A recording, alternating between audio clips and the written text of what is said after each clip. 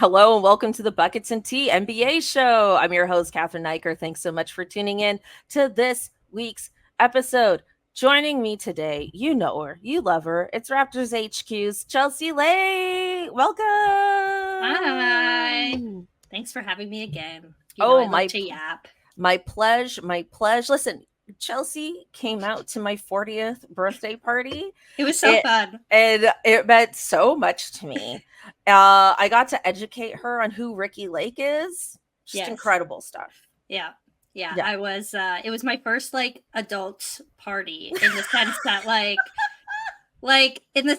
it was like a true like it didn't feel like a degenerate youth thing. It was like all these people are like very successful, like real adults. I'm sure like nobody in there had like roommates or like, all of that stuff. It was in a very nice party room at an apartment that I was like, I feel too poor to even be in here. Well, I don't even live in that apartment. Yeah, no, it was your friends. Yeah. But it was just like, it was very nice. Everyone was super welcoming, even when they found out my age. I learned about Ricky Lake. There was food, and everybody kept bringing food. And I was like, wait a minute. I feel so bad that I didn't bring anything. No, God, no. My age, like, you just like we're all degenerates. Like nobody does anything. No, you get to a certain age and it's like, you just need to like have the food, have at least some drinks. People will likely bring drinks, but it's like, have some drinks on hand. Have the food, you know what I mean? You're gonna pay for movers, you just get to an age where it's like you are paying for movers. I will not accept payment in the form of pizza. Like you just, so I felt that's very, what happens. I felt very adult, and actually, I had like met some fun and great people. Like it was a good time. That's awesome. Yeah, so thank you for inviting me. I'm glad I could join and learn who Ricky Lake was, who like now to be fair, I knew of her from Dancing with the Stars, but I also didn't know she had her own show. Yeah. And now when I see clips that you post on Instagram, I'm like, this is hilarious. Yeah, so I've been rewatching it on YouTube and I'm pretty confident it's my favorite comedy of the year. Yeah. Like it's actually hilarious, and there's just this part of me that's like, I can't believe this was real life. Yeah. And Ricky Lake was real. Like there were other talk shows that were fake, but hers was like legit real. She should come back. She should make a comeback. We need her. She should come back. We need her more. She's really adorable. She looks the same but with like gray hair, and she's not like a conservative now or anything, right? No, she's quite liberal. Good. I've done what's happened to Ricky Lake research, and like she quit she quit the show after like 11 seasons or something, and just was like a mom for a while, and then she she did Dancing with the Stars, and then she started making like very like feminist documentaries. Hell yeah. Yeah. Okay, Ricky Lake. That aren't necessarily like big budget documentaries, but she's just been doing these like passion projects. Love that. Mm-hmm. Okay, yeah, she needs to make a comeback. We need married more... 3 times. Oh, icon. Also, I agree. Yeah, I feel like talk shows these days are there like boring roundtables where there's always like one super conservative white woman or like just like far right bullshit. And so I need Ricky Lake to be back. Yeah, we don't have the human interest stories ananymore. Yeah, exactly. Yeah. I would love to be the Ricky Lake of Canada. Oh my God, you would kill at that. You need to make this happen. We used to have one, and you won't remember this. Well, I promise you all we will talk about basketball. I promise. Yeah. But I promise. 4 minutes in, we'll get there. Yeah. But it was called Camilla Scott. That was her name. It was the Camilla Scott Show, and it was exactly like Ricky Lake, but just in Canada. Based in Toronto. It was legit a hit. Like it had like a real studio audience, and I have this memory of a show, the Camilla Scott Show, and the topic was my friend is so cheap. Okay, that was the topic. My friend is so cheap, and this guy would write a letter because back then you'd have to like mail all the time. Yeah. And you would put, instead of like 2, he would put the 2 address in the return address section of the envelope with no stamp so he could mail it for free. Because if you put one address in the return section, it goes to the return. Because they think they're returning the mail, but they're actually sending it for him because he just wouldn't put a stamp on it. That's actually kind of a hack. Core memory. That's core so memory. Funny. I've never done that myself. I actually like stamps. Do you know how they do like am I like those Reddit like am I the asshole podcasts? Yeah. We need to start one. That's that. Like Ricky Lake-esque human interest stories. I gotta do it. That should be my calling. Yeah, I'd watch everyone in the comments is like, well, she doesn't talk about basketball. Anyway, okay, we're gonna you and I is that we can yap for hours. So hell yeah. No timestamps either. No, sorry guys. You're here because you like to see two women. Yeah. Yeah, there we go. Okay, so the big story this week, we gotta talk about Joel Embiid again. This guy's he's really been about the headlines to start the season. So if you haven't heard, I will recap for you. Joel Embiid was suspended 3 games because of an incident with a reporter. So essentially, this reporter did what I would consider a scathing editorial about Joel Embiid. He's a local Philadelphia beat writer and referenced both his late brother and his son, both named Arthur. He named his son after his late brother, Arthur. And basically was like, referencing the fact that Embiid said, I really want to leave a legacy for my son. Since I've had my son, I've felt more motivated to leave a legacy for him. And then took that quote and basically said, if you want to leave a legacy for your son, you have to show up first. And Embiid took offense to that and essentially shoved this guy. And that has now led to a 3-game suspension. Yes. I think the shoving part and being suspended for the shoving is fair, but I also am like, how does this guy still have his media credentials? Because that is really out of line. And I feel strongly that he shouldn't be there anymore. Because there's so many people, Chelsea, you know this more than anybody. So many people, it's literally their dream job to be an NBA reporter and have media credentials and have the privilege to be in that locker room or that press conference and to ask these guys questions and report on them. And so to treat him like that, I think is extremely unprofessional, inappropriate, and unfair. I think it's completely uncalled for. I'm more offended by that than the shove, truly. Honestly, yeah, same. And like, obviously, I have a little bit of a unique perspective being someone who does have a credential to an NBA team and like knows what it's like to be in those situations. But even before I was going to games and before I had a credential, like my, like, I guess ethic around it is that like you don't write anything about a individual person that you wouldn't say to their face. Like, that's a good rule. Like, rule of thumb across the board, if you're going to write something about it, make sure you could read it with them in the room. Or, like, read it in front of someone that they know. Or that whole thing, right? But then you also have the optics of, like, this is a person with a credential. And a credential isn't something that you have a right to as a reporter.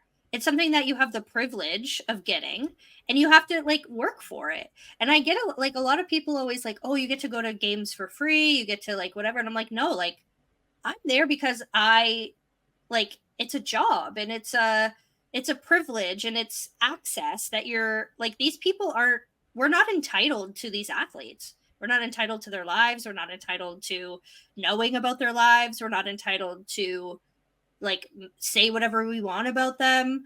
And I think it just all boils down to the fact that like so many people in this industry, even reporters, fans, whoever, like don't see these athletes as humans.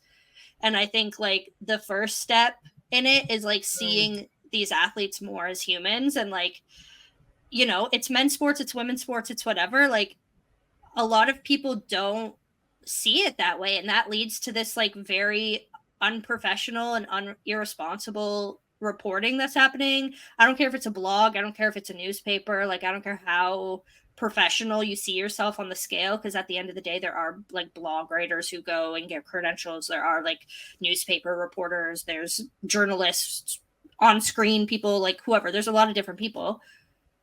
And I do think that like that is a huge reason why we need to, and I think this is more of a problem in women's sports than in the NBA, because you know that's a whole other conversation, but that's why there's rules around having a credential. And like when you get one, I'm not going to show mine because again, that's not allowed. There's if you look on the back show us. I'm kidding. No, I'll show one from like a tennis thing a few years ago, but I'll show the back. Like, okay, you get these and they have rules on them. Yeah, that you have to follow, and that's too small for any of us to read. No, so yeah, fine. And this is from like a couple years ago in a sport that is not the one we're talking about. But like, you literally, when you get this, you like there's rules at the back. Read them if you want. Like, and even if it doesn't say, don't mention my late brother or my son. Basic human. It's kind of implied. It's basically implied. So yeah, at the end of the day, like, should have Embiid shoved this guy? Like, maybe not. And maybe the suspension was like low-key warranted. I love the maybe not. Maybe not. But I do think like it was low-key, like not valid, but like he had a decent reason to shove this fan. And like, don't media member, not even fan. No, man. I said man. Oh, man. Sorry, I thought you said fan. I apologize. No, yeah. Media member with a credential in the locker room, which there's a whole other conversation we could have about the optics of media members in the locker room, especially as a woman, because that's a whole other thing. But we need an After Dark special where you tell me about all of it. Yeah. So I just like, one, you're going into these athletes' space, you offend them. And at the same time, like, Joel is a professional athlete. He should have, a little bit of restraint. Maybe instead of shoving him, you could have gone to PR or the team and said, hey, can you take away this guy's credential? I'm offended. And see if they can go through some sort of investigation process. But, like, at the end of the day, it's the reporter's fault. Like, don't do that. Don't do that. And, like, the point, like, I understand that we need journalism to tell these athlete stories. I'm a big proponent of that. The media is very important in the scope of sports, especially women's sports. But again, it's a privilege and a responsibility to do it right. And if you don't do it, you play stupid games, you win stupid prizes. Like, that's just the thing. And I do think that reporter, I haven't seen if they've had their credential revoked, but I do think something, either like a very strong like strike or a talking to or a full on take it away. Something. Yeah, or a suspension of his own. Yeah, or like however many game suspension, or going to the person's workplace and trying to go through that route. But I think it was wrong, and I read the excerpt from that piece, and I mean, I'm not going to make this about men not having good decision-making skills, but whatever you want. I just like, dudes sometimes don't realize the privilege that they have, and they think they have a right to be in spaces. They think every space is their space, and it's not. Like, and I'm not saying this is all, and I know we're going to get the, like, not all men, whatever. Like, yeah, okay. But also, like, if you go into a space, especially a locker room, that's not yours, respect it. If you go into, and the space also being, like, the behind the scenes of a sports team with a credential, again, it's not your space, respect it. Yeah, and I think the vast majority of media do, right? Like, let's, right? They do. It's just, there's something about Philadelphia. I don't know what's in the cheesesteaks or what, but there's just something about Philadelphia where they are just like 24/7 curmudgeon. Like, they are just in that vibe all the time, it seems, right? Yeah. And if that's not true, it's just, that's what you're projecting to the world, especially in sports. It's right. Like, it's just, you're constantly mad, except for when that little song plays when they win, that like 70s little jig. that they play, like Philadelphia. You know what I mean? Like that's like the only time we ever see joy. Yeah. Unless you're Kyle Lowry. Yeah. Yeah. Oh, the fan base. I thought but Kyle's prickly too. Kyle's a prickly pear. We love him, but he is a prickly pear. Yeah. And if we weren't as Canadian as we are, who knows? Yeah. Who knows? But yeah, I just feel like, look, I agree with you completely, Chelsea. It was just super inappropriate. He should have just gone to the team or like gone to the head of PR, like you said, and was like, hey, this guy's writing about my dead brother and my son, like get him out of here, point blank, period. And it probably would have happened. Or scorn him with words. You're in the presser, you're sitting there, everyone's recording. He kind of did. Yeah, but like then he had to go and shove him, so everybody paints him as the villain. I'm like, look, y'all, I'm not going to be defending Embiid very often. He's a foul merchant. I don't like him as a player, but at the end of the day, he's a human, and all of these athletes are human. We have to treat them like that when it comes to off court / like life stuff. Yeah, I mean, he hasn't been the most likable player. That's been widely documented. But this is one situation where, like, the reporter was clearly wrong. He was also wrong for shoving him. I'm not making any excuses there. And also, too, like, I didn't realize he lost his brother. He lost his brother in his rookie season, in an unfortunate car accident. Yeah, which is like pretty awful. And like, I lost my dad in my 20s. Man, that takes years. That takes literal years for that nut to not feel very like raw and visceral. Oh yeah, I bet. Like many years. So like I kind of have this like sympathy for him towards his actions, because it's like that would make anyone want to shove a person. But also lesson for men listening. Go to therapy.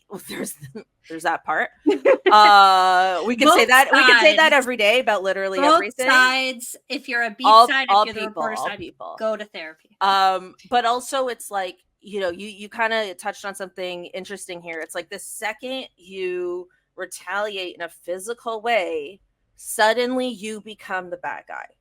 Right? Like that is something that like you always got to remember. The second you physically retaliate, unless it's self-defense. Yeah. Right. And the unfortunate part too is that like there's going to be a race factor to it too. Like you have to understand that people are probably going to villainize him a little bit more, because not only did he get physical, but like he's a black man getting physical, and unfortunately the racists of the world, and he's 7 feet tall, are going to be like, oh, like blah blah blah, like whatever. So that's an unfortunate repercussion of that as well, which unfair. Like, it's unfair. And we need to point it out every time we see it. Yeah, exactly. Okay, let's move on. I want to talk a bit about the Golden State Warriors, because they are 7-1 right now, which is a start that I don't think anybody saw coming. As well, OKC just lost their first game last night, I believe, to the Rockets. So they are also now 7-1. The Suns are 7-1, and they've won their last 6 games in a row. Nice. The Warriors have won their last 5. It's got everyone and their mother talking about the Golden State Warriors in their championship window possibly not being closed. Is it too early to react that way? Or do we think, no, this team actually has a legitimate shot at another title, which would easily make Steph a top 5 greatest of all time if he gets 5 rings? And the impact he's had? Oh, yeah. See, my thing is, like, if you have Steph Curry on your roster, the door isn't closed. Right. You saw him at the Olympics. He's still in prime shape. And he was, like, the guy on that team. Oh, yeah. Like, the guy on the Olympic team. And, like, if you're at the point where you make it to the playoffs, I don't care what seed you are, if you have Steph Curry on your roster, and especially with the weirdness of the NBA start this year, like, it's been weird. Like, the East is a mess. Like, yeah, except for Cleveland, who hasn't lost a game as of this recording. Yeah, exactly. 9-0. But it's like, yeah, but that's still like kind of nuts to think about. Like, it's Could you imagine if we got another Warriors Cavs finals? That'd be wild. Kenny Atkinson, former Warriors assistant. Yeah. Oh yeah. That would be fun. I'm in. Yeah. See, like, so that Adam Silver, like, fix it. Fix the NBA. No, I'm kidding. Pull a Kathy. No, I'm kidding. Not Kathy. Why we gotta bring Kathy into it? No. But also, yeah, like, I love that for Golden State. Don't get me wrong, like, they were the ops in 2019, but in any other scenario, I'm cheering for them. So yeah, agreed. And, like, you know, they're getting a WNBA franchise. That would, you know, not me using the NBA championship talk to make it about the WNBA. Like, yeah, you can hype it up, and you already brought Kathy into this, so yeah, I bring the WNBA into everything. But that's fine. I do think they have a chance, because it's like, at the end of the day, like, I'm betting on Steph, not literally, but I'm betting on him in my own head. Yeah, I think a lot of things have to break their way. You know, obvious stuff like they got to stay healthy. Draymond's got to stay out of trouble and things like that. I also think too, like, you know, this Boston game last night, which was a very impressive win for the Warriors. Yeah. Kevon Looney looked really good in this game, and he's a very good offensive rebounder. But one thing I remember about him when they lost to the Lakers in that semifinals, was that Kevon Looney was just too slow. Like, he couldn't keep up with Anthony Davis at all. And I feel like that is still a bit of a sore spot for them. And it's going to be heavily matchup dependent in terms of them getting that far, because the center spot is their weaker spot still. So if there's a world where I don't think they'll face the Lakers in the playoffs per se, but if they have a dip and they're in a play-in against the Lakers again, that's going to be a really tough game for them. If they have to face the Nuggets, that's going to be a really tough matchup for them. Not impossible, because we all know the Nuggets are on a downward spiral right now, but you know, like, there's just certain teams where it's like, oh, that's gonna actually be a tougher matchup for you, but like, there is a world where things really break the right way for them. And it's way too early to say, but the fact that world isn't like completely unrealistic, like, it's not 12:30 a.m. and we're trying to figure out how Kamala can still win the election. Too soon. Well, if they recount this state and she happens to get Nevada out of nowhere, oh God, I'm sorry. Too soon. You know, it's more realistic than that. Yeah. Let's put it that way. And that's exciting to me. That's really exciting to me. We could end up seeing them against Dallas in the playoffs.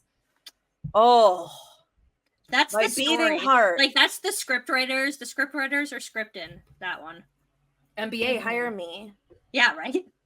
In between seasons of my version of the Ricky Lake show, I will write the NBA scripts, and they will be juicy. I love the drama. I live for the drama. You know, I'm good at that. Yeah. But yeah, I mean, it's exciting to see, because we all thought like this was the end of the Warriors. And Buddy Hield has been a great fit for this team. And things are just looking really good for them right now. Yeah. And yeah, that's just really exciting for me. The other question I wanted to ask you related to this, because things have been so in flux. You know, everything is just so up in the air. You never know what's what. Out of all the teams that have made the finals in the last 4 years, so let's say since 2020, whose championship window is still open? Okay, let's go through. So 2020 was Lakers. Oh, this Heat. is the bubble. Heat. Okay, and then you have the Bucks was 2021 and Phoenix. And then they're 7-1 right now. Yeah. Okay. No. Okay. I need to like figure out all the teams first. So then 2022 was Denver. Oh. No, Golden State and Boston. Golden State won in 20. Oh yeah. Yes. Oh geez. Wow. Girl. Ooh, I know. amnesia over here. Then 2020. So then 2023 was Denver, and then now Boston. Ooh. Yeah. So which window is still open? Obviously, Boston is still open. I think Denver, Phoenix, the Heat. That looks closed. Yeah, closed for sure. The closed ones are like Bucks for sure closed. The Heat. Denver doesn't look closed forever, but it does look closed for this season. It looks like it's like the door is slightly less ajar. They could have a monumental off season where things could get really interesting for them again. Yeah. But it doesn't look good for them this year. The Bucks need to blow it up and send Giannis to his Toronto. To his true place, which is with Masai. Yep. So yeah. Biased.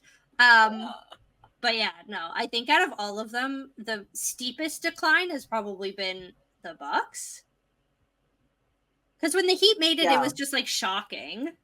Because they were like, they were always punching above their weight, so to speak. Yeah. So like, but like, they like, and then like the Bucks, I think have just had the sharpest decline. Despite, the last couple of weeks I've been doing like a who's in panic mode team of the week kind of thing, and it's definitely the Bucks. I've called out the Nuggets already. Yeah, but I just think that that's like less bad. Like I think their situation is just less bad. Yeah, I think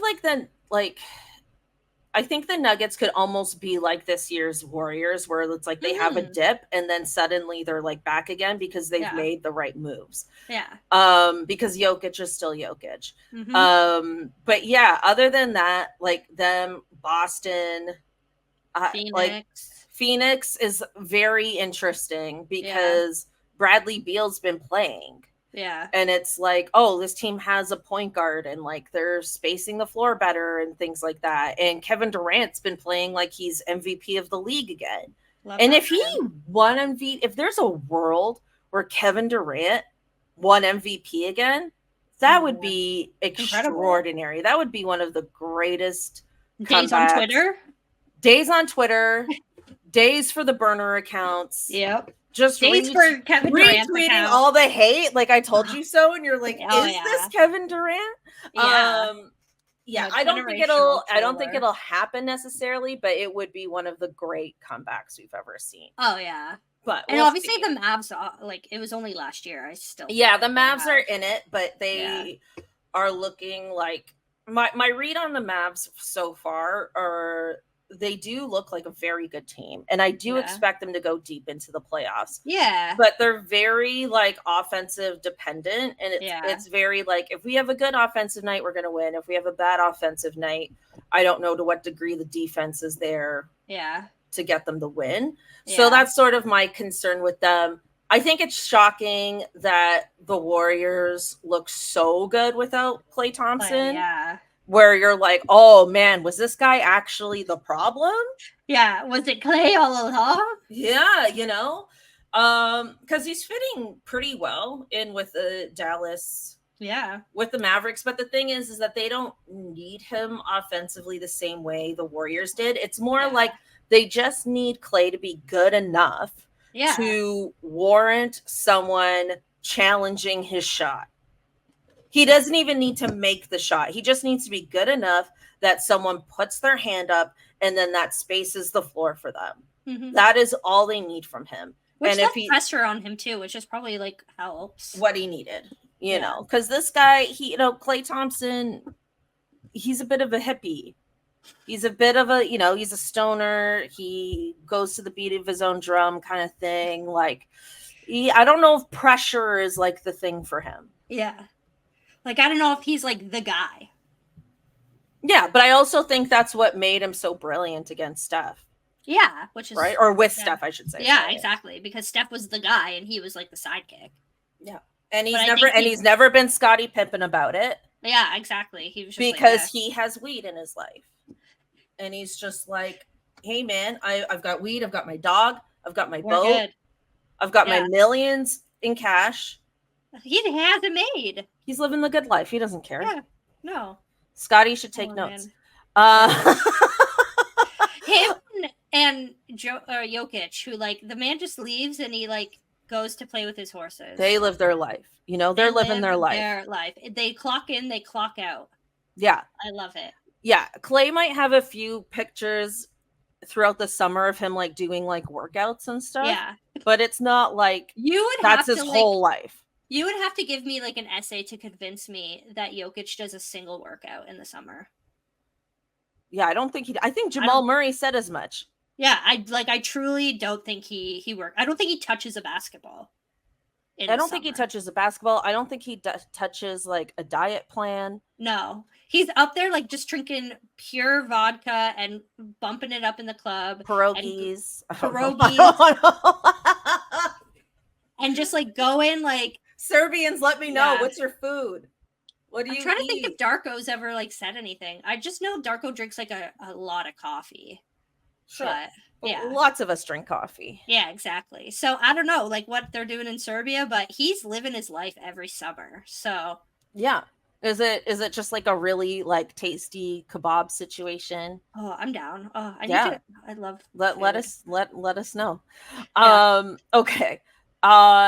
Do you have any thoughts on the NBA Cup? The NBA Cup is starting very shortly. I could give a shit. I'm pretty sure we had this conversation last year where like, yeah, again, like I don't, as long as the Raptors were purple a bit more, I'm good. Like, well, and I think the court's more purple instead of the black gold motif. Yeah, instead of the gray randomness of last year. But the court is purple. Again, like I really don't think the Raptors are going to do anything spectacular with it. And don't get me wrong, I love this team. We'll get into that. But like again, I don't think they're going up against like the Celtics and like the Bucks and the Heat. And, like, like the first, yeah. Like absolutely no. We are not making it past the group stage. So I don't know. That's not what this season's about for us. The main flaw of the NBA Cup, and we're gonna say this every year, is the fact that like you can't get anybody to care, because what do we get out of it? Sure, it's the same basketball we're gonna watch regardless because it's regular season basketball, and it's just them making more money. Cool. I'm still poor. What do you want me to do about it? Literally.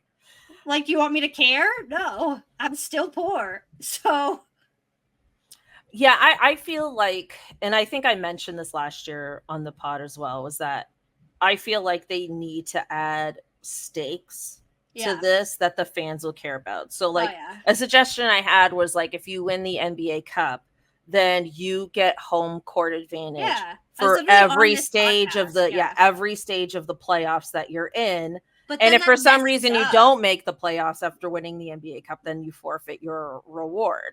But that to me is the reward, and whatever the cash prize is. You know, I know there's players on the bench that make less than the stars and all that, but I really think that should be a predominantly charity related cash prize. Exactly. Do it like the WNBA does. Yeah. The WNBA has their Commissioner's Cup, and I think the Commissioner's Cup is a bit more significant because it's quite often like a finals preview or a preview of what is to come in terms of the playoffs. A big playoff preview. And, every year, they've done it 4 times now, and I'm pretty sure it's always been either a finals preview or like a semifinals preview. It has been, yeah. Yeah. So it's at least a little more significant in its foreshadowing. Yeah. But I also think the Commissioner's Cup could have greater stakes to it. Oh, just sure. in my opinion. But I don't care. But well, you know, I'll still follow it. I'll still see what happens. I'll still interact with the memes. Sure. Yeah. The memes. Taking the courts, adjust my eyes. Yeah, exactly. See what banner goes up. The fucking banners. You know, this is a great segue. Yeah, speaking of banners, let's get into our Raptors Homer moment. We gotta talk about the Vince Carter retirement jersey. It was epic. It was everything I think we could have ever wanted it to be and more. The meme. Love you, Vince. I love you. But yeah, that was funny. It was really fun. I mean, and it's only funny because it was just so pure. Yeah. Like, we're not making fun of him. It's just like a good reaction video. Yeah. Because it was just so pure. And it was extremely well done. Shout out to Masai. Shout out to the Raptors staff that made that possible. They did this right. Loved seeing Vince, loved seeing him back, loved seeing him cry every time. Yeah, like just many tears. So many tears, but honestly, like I love it because again, they're genuine, they're real, and it just like shows humanity in him, which is great. And it shows what this time here meant to him. It also showed how much his leaving actually hurt him. You know, and I loved what he said about, you know, whatever you think of what happened, like all the memories go up tonight. I thought that was brilliant. Yeah, because I mean I have my little Vince picture here in the corner. Like I have no animosity towards him. No, me neither. But like that was so well said, I thought, because I wasn't expecting him or the broadcast to address that at all. But the broadcast had a whole, I don't know if you saw this like fake barbershop set. Maybe I know too much about how things work behind the camera. But it was a very staged barbershop, like like, yo fam, he left, blah blah blah. And I was like, this is trying so hard. I didn't care for it because it was too staged. The whole thing was just too staged. We're going to go back to the fact that predominantly everybody who still has a problem with Vince is a man, and how men need to learn how to process their feelings better. Because, like, dude, it's been so long. Like, 20 years.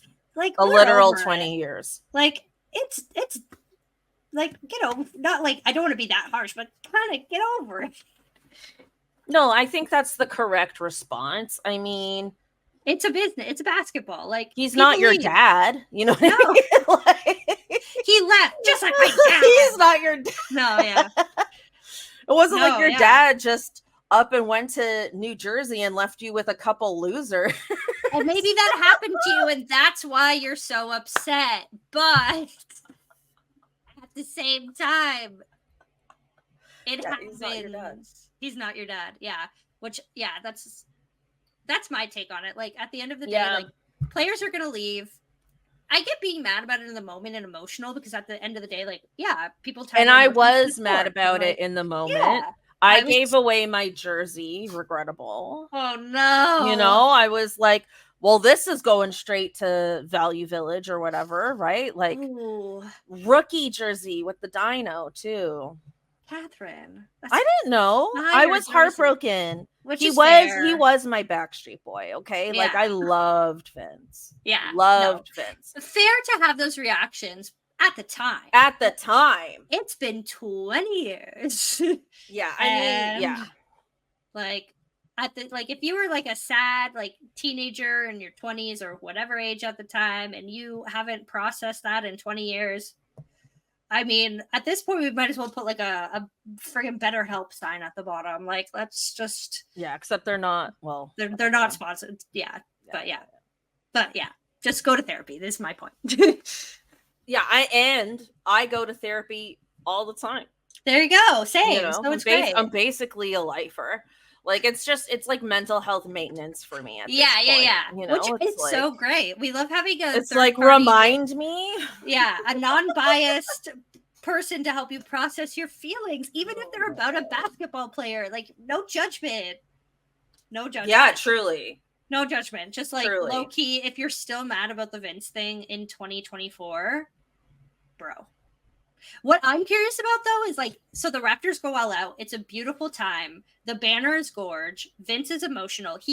What I loved most is when he kissed it on the way up. I was like, oh, that was such a great. I was like, yeah, I live for that. I'm like, that was great, because the like sentiment of like he's probably never going to touch that fabric again. And I was like, oh yes. But shout out to someone who ironed it. You steamed it. They steamed it. They made sure there were no creases on that. His name was Jordan, I think. Well, shout out to Jordan. If I'm wrong, then I'm sorry. But shout out to whoever steamed it. Shout out to the steamer itself. Okay, exactly. Good, well-manufactured steamer. We weren't going to embarrass ourselves like we're the Boston Celtics. No, and it was, beautiful. Beautiful. It's gorgeous. So then it's so it's so nice. My point leading into this is that now I'm hella curious for Brooklyn because I'm like, how do you top that with the same guy, the same legacy? Like he didn't like get drafted to Brooklyn or whatever, but they're still retiring his jersey. Losers. And they were kind of the push to get the Raptors to like, do the ceremony in terms of like what everybody's reporting. So like, what do you do now? Is it as good? Probably not. The banner is definitely, because their aesthetic is nothing like the Raptors. It's so plain. Is he gonna cry? And then you have the optics of people being like, well, he cried for the Raptors, but he didn't cry for the Nets. Like, or as much, or he wasn't as emotional or whatever. He wasn't like, come on. I am here ready to like sip my tea and watch that as a generational Nets hater. Wow. Which is hilarious. Do we know what day that's happening? It's like January something. I was gonna say, I think it's in January. Yeah, I'll have to make sure I'm tuning in for that. Yeah, probably the only Nets game I'm going out of my way to watch this. Exactly. And it's funny because it's like the Liberty and the Nets are like linked, but I'm like, nah. No former players are there. Yeah, exactly. Right. Also, unless they have to be facing Dallas and like Jason Kidd's there. It's also hilarious because like when he went there, it was the New Jersey Nets. Yeah. And now they're in Brooklyn. So it's like he doesn't even really have a tie to like where they're playing. I think the only banner thing I think they could do that could even remotely live up to what the Raptors did is if it's the dunk on Alonzo Mourning. Yeah. But like, are they going to do that? I don't know.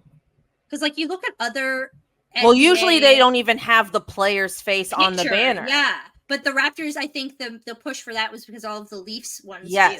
And the Leafs ones are really pretty. They are very nice. They're very classic. They're classic and simple, the black and white. So like, and so I get the Raptors wanting to do that. And again, no one's ever going to top that banner. And I'm not even saying this as a homer. Like, no, that's a gorgeous banner. I saw people like in comment posts just from like NBA.com and stuff like that, like non-Raptor accounts being like, that is the nicest banner. Yep. And in my opinion, when you retire Kyle or DeMar or whoever else in the future, keep it purple. I don't want no red. I don't want no red. None of this. Keep it purple. That's interesting because it feels like, because, obviously like Kyle will be next. Yeah. But he played in red. You know what I mean? Like his era is red. It's not not purple though. Purple's nicer. And then they all match. Like, do you know how weird it would be if they didn't all match? That's true. They won't match. And like it's already enough that like the championship banner doesn't match the Vince banner. And that's already in my mind is already like, ew. I don't know. I feel like I don't know. Yeah. So anyway, that's my perspective on the whole thing. But I loved it. I thought his speech was I liked Masai. Okay, Masai could say like go buy cheese at the grocery store in a certain tone, and I would like run through a wall for him. So Saputo. I don't know. Like, oh man. Like that man could say the most mundane thing, but like say it in like the tone where he's trying to inspire you, and I'd be like, yeah. So I get he legit could be a politician. He could. Yeah, he's got it. He has the charisma. Yeah, I mean, and so someone has to be the new liberal leader. But anyway, at some point. I didn't say today, I said at some point. How dare you? You have a personal relationship with Trudeau. I did interview him earlier this year. He was on my podcast. I invited his press secretary to my birthday party. Oh yes, yeah. But he didn't come. Incredible. Yeah. Also, in fairness to me, he doesn't even live in Toronto. He's like based in Ottawa. I also just like hilarious you thinking that Judge Judy would be a good WNBA post. I know this is completely off topic. Oh yeah. Thank you. Hilarious. Yeah. I was like, Freddie from Confederacy of Dunks and I on the Pickup WNBA pod, we did a special of replacing every WNBA head coach with a celebrity, and I picked Judge Judy to be the Aces next head coach. Hilarious. I love Judge Judy. Don't you? I love her too. I loved my like introduction into comedy as a kid was Amanda Bynes doing the Judge Judy impression. I didn't know Amanda Bynes did a Judge Judy impression. After we're done recording this, you need to go and watch. It's called Judge Trudy. I love Judge Trudy. It was called Judge Trudy, and at the end, she would bang her gavel and go, "Bring dancing lobsters." These 2 lobsters would come in. My favorite. This is the stuff from your generation that you need to send me. This is the stuff that I missed. No, I mean, I remember the whole Amanda Bynes era. No, yeah, but I wasn't in tune with the kids' content. Yeah, like all that and Amanda Bynes, like that was my like introduction into comedy. Like that shaped my comedy. And when she would do the impression and I go, "Bring in the dancing lobsters," and then the lobsters would come. It was so good. It still makes me laugh to this day. Oh, I loved the Amanda show. Oh, well, shout out to Amanda Bynes. I hope she's doing well wherever she is. Well. Very sad about all the behind the scenes stuff, but the show itself was gold. Yeah. Anyways. But yeah, Judge Judy. Love her. Love her. Anyway, basketball. Back to basketball. Okay. Do I need to talk about this whole Drake DeMar DeRozan situation? Maybe we'll touch on this a little bit. Okay. So on the broadcast of the game that Vince had his jersey retired at, Drake joined the podcast. And Drake, Matt Devlin, Jack Armstrong, they've got decent chemistry together. It's typically very fun when Drake is on the broadcast with them. I will say. Yeah. But this time he decided to kind of out of nowhere, like he really went out of his way to bring up the topic and say if DeMar DeRozan's jersey goes up, he'll personally bring it down himself. And then slight paraphrase there. Yeah. And then DeMar, after the game, was asked about it and said he has a pretty long way to climb up. So good luck, which was a great response. It was great, honestly. And then everyone and their mother had an opinion on this. It just felt like Chuck D from Public Enemy. Do you even know who that is, Chelsea? No, I don't. I'm so sorry. That's okay. That is before your time. Yeah, sorry, guys. Famous rapper from the late 80s, early 90s. Yeah, I was born in 96, so. Has some very important music that he has made. Okay. You know who Flava Flav is, though. Oh, of course I know who Flava Flav is. I've known Flava Flav. Well, Flava Flav was Chuck D's sidekick. Oh, wow. I thought Flava Flav was, no, Flava Flav was very much the beta. Okay. Do you remember the Flava Flav Barbie back in the day? No. Oh, yeah. I remember. He had a Barbie? Yeah. I'm pretty sure he had a Barbie, unless this is like a fever dream from my youth, which is also so possible. Or the Mandela effect. Yeah, or that. So, yeah, but anyways, continue. Anyway, just a lot of celebrities, a lot of people just started chiming in with their opinions about whether DeMar should, in fact, have his jersey retired. Yeah. I think it's going to happen. Yeah. I think, having Vince's jersey being retired kind of set a bar. Yeah, of who gets their jersey retired. Yeah, and it's like, if you are a very impactful player, for this franchise for a period of time. Yeah.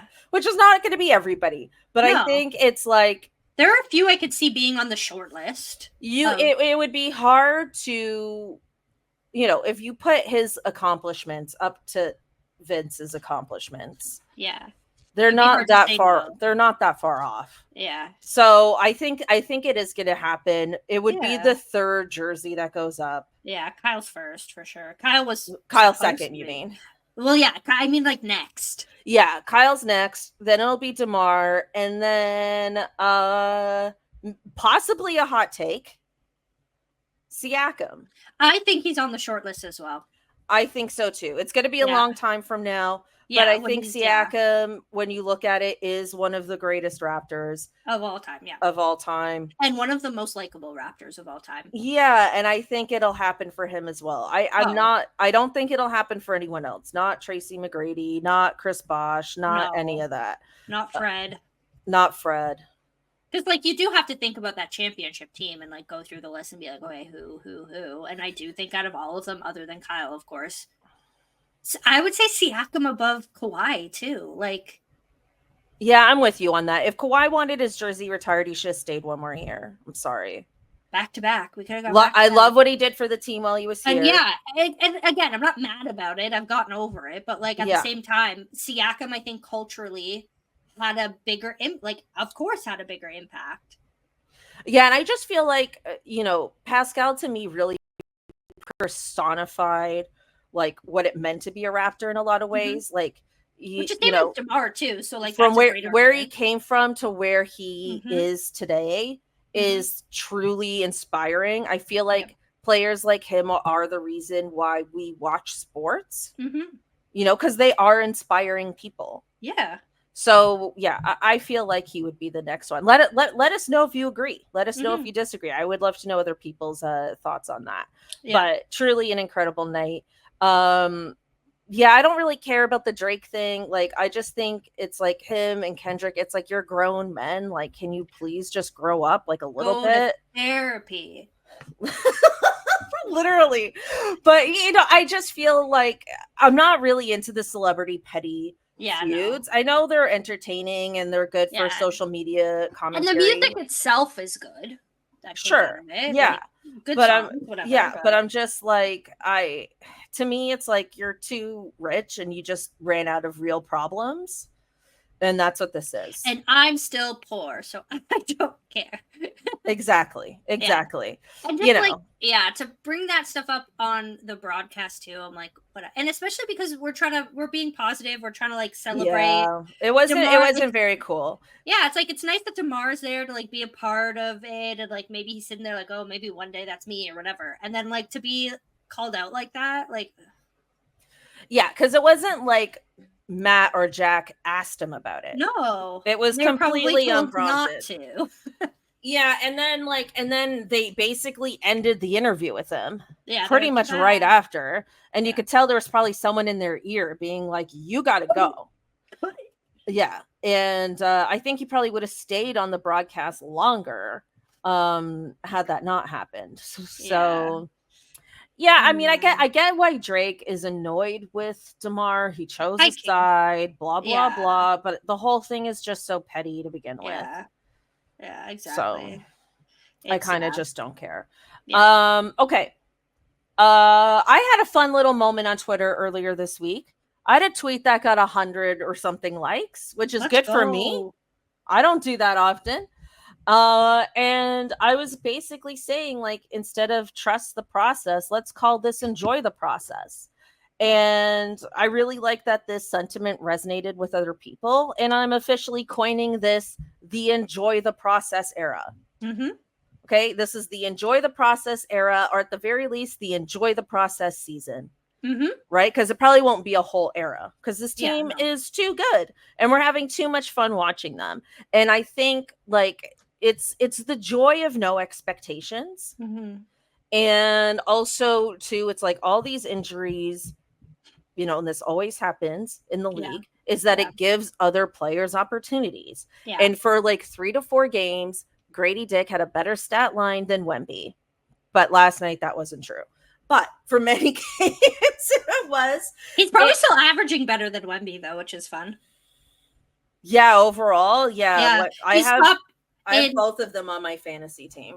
Oh, nice. Yeah, I wrote a piece about Grady the other day, and he was like first among his draft class, and also first in the league among, okay, let me get this right, mid-range field goal percentage for players who had scored more than 20 or had made 25 shot attempts.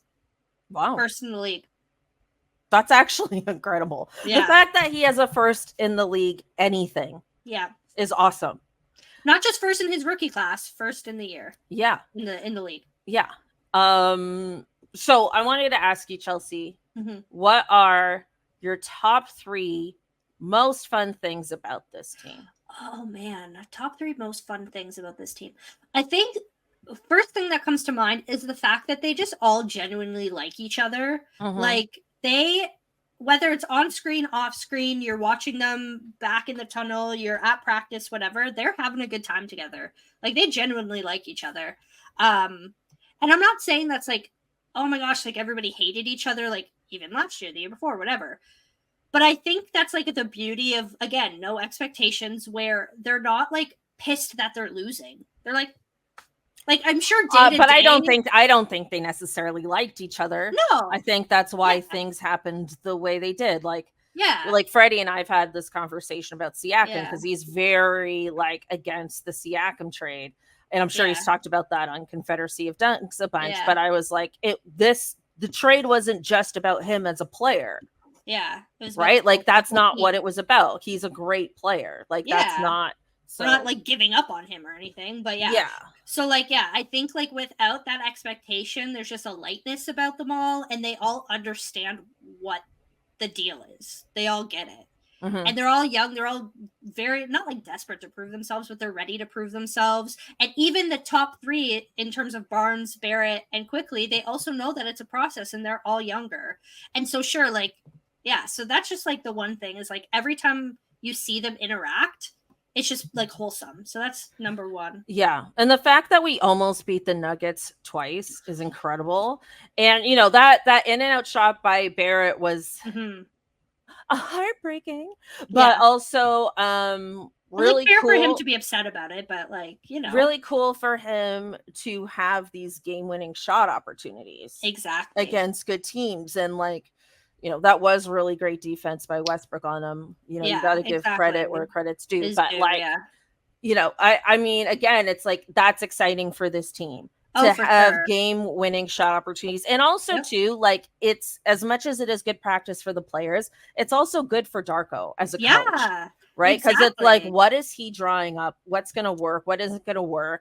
And I think he's also going to be trying new things. Like, I wasn't happy with, was it that first game against Denver here where like he didn't call a timeout and he just tried to let them go and it didn't really work out. They weren't really able to get each other a shot. They learned from that.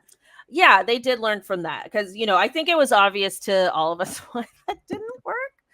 But I guess, you know, he wanted to try it. And it's, I think without your main point guard and a team that's too young, like that kind of move works with like a veteran team who's been together for a long time. Yeah, exactly. But like Scottie left that game and it's like, you know. Yeah, it's hard. So yeah, like I do think at the end of the day with all of these, I mean, I don't know if you want to call them growing pains, but the team has excellent chemistry, and that's obviously going to like contribute to the vibes of enjoying this process. And then I also think it's like, so like, I think we're getting back to an era where like this front office is making good draft picks, because you think about all of the young rookies that we have. You have Jonathan Mobo, who is like doing so well. Jamal Shed, who is absolutely like shocking everybody. You have Jamison Battle, who like was the last guy to make the roster, wasn't even supposed to make the roster originally, and he's getting actual minutes in a game and like shooting, you know, decently well at times. Then you have Jacoby, who like we haven't really gotten that much of a run yet, but like you have some promising things. And then you think about Grady, who last year everybody was like, oh, blah, blah, blah, but look at him now. And so I do think like the past 2 years have been really good in terms of the draft as well. And that's going to just like give people confidence for like, okay, what's the vision here? People like, we picked a direction and now we're sticking with it and it's fantastic. So yeah, I think just like the fact that we're seeing results already, sometimes you don't see that with a team. I mean, think about like Detroit or like these teams who have been in this like development process for years and are like struggling. And it doesn't go anywhere. Exactly. So like in my head, the fact that we're already excited about these players' future and it's only like very early into this process, love that. And then I also think like at the end of the day, like Darko and his staff are like the right kind of staff to coach a developing team, and you're starting to see that because I'm very much like this is year one for Darko. Like last year to me didn't count because like poor guy was dealing with all the trades and the lawsuits and the whatever, and I think like this is I agree, last year was a mess. Yeah, so I do think this, in my opinion, is year one for Darko and his staff. And again, like there's just so much good chemistry with them all, and like you can tell that these players love Darko. They love Darko. They love Garrett. They love the staff. Like, it's just a good vibe. Like, it's just nice. It's like wholesome. I love wholesome basketball. Oh, look at you being all adorable. Yeah. Okay. I love that. I think it's time for us to move on to our Hottie Highlight of the week. So we've got some interesting picks here. Okay, these are NBA picks because the Raptors pick was obviously the Vince Carter jersey retirement. I mean, there is no Hottie, like these are all runner ups. Let's be real. Yeah. That is the Hottie Highlight of the week. These are runner ups. Okay. Yeah. So first we have Trae Young telling off the New York Knicks fans in a microphone immediately after the game. Just beautiful stuff. It's very like WWE to me, just that kind of energy. Hilarious. But I love his relationship with the New York Knicks fan base. Yeah. And it's like, I need this guy to be good or on a good team so we can have more of these matchups. It's a rivalry we haven't really gotten to enjoy because the Hawks haven't met the moment. But anyway, that's option one. Okay. Option two is Jimmy Butler.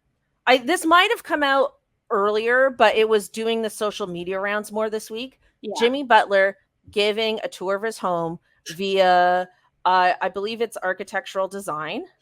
Yeah. And at the end saying, ladies, I'm single, holla at me. Okay. Very crucial detail. Or three, which is the Ja Morant 360 layup. Oof.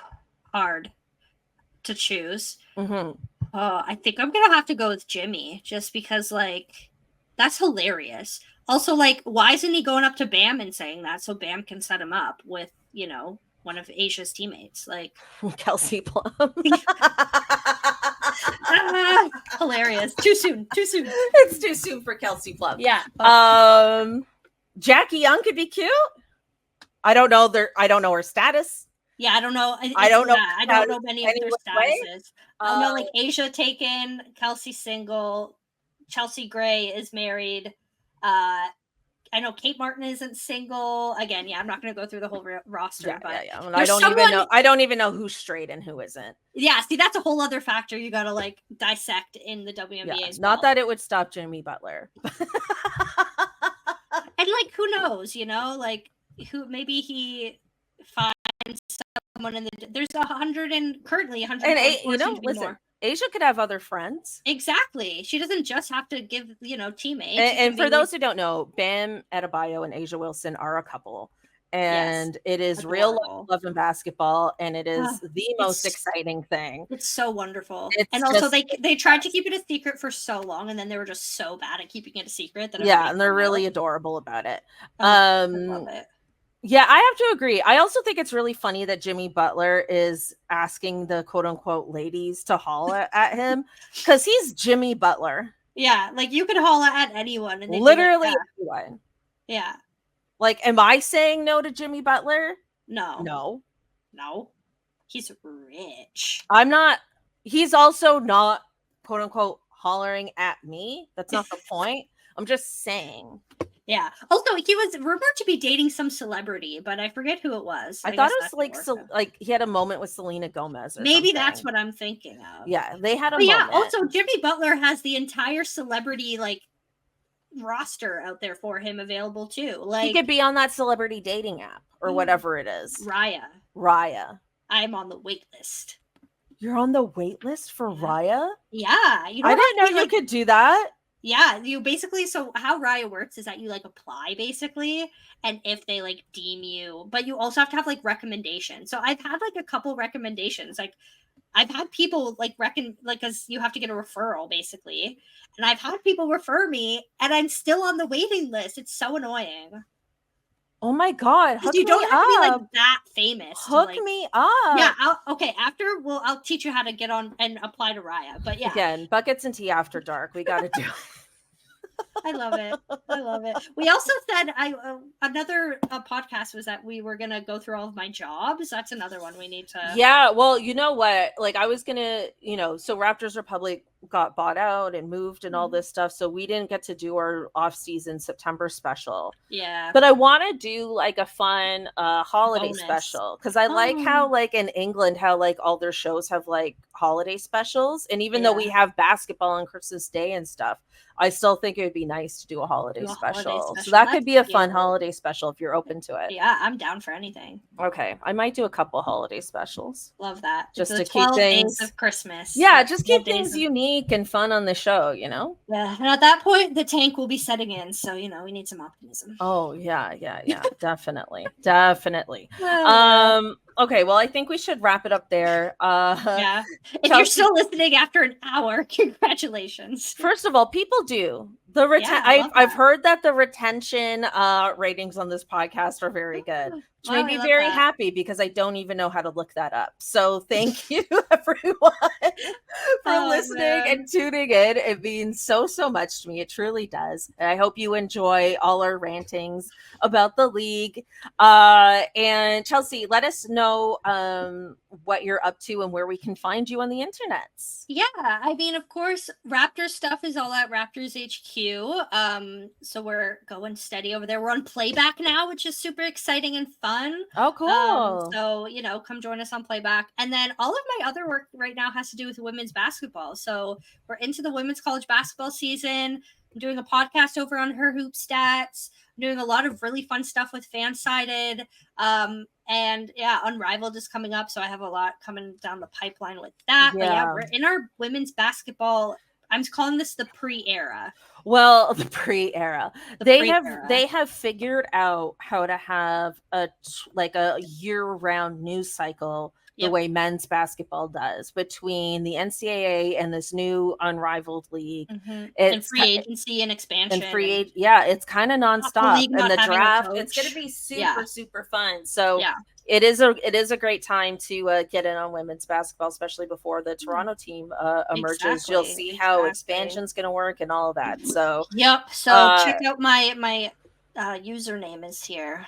Yes, on the YouTube. On the YouTube. Why wouldn't you want to see my face? That doesn't have makeup, and I have a pimple. Oh my God, who cares? My lack of makeup is a protest to the patriarchy. As it should be. Exactly. I mean, I put on makeup for this podcast, but it was last week I didn't. I didn't. You put it on for you, zero not makeup. For the male gaze. There you go. Thank you everyone so much for listening and tuning in. Please remember to like and subscribe, and one day I'll remember to say that at the beginning of the episode. But regardless of that, thank you so much, and we'll catch you next time. Bye.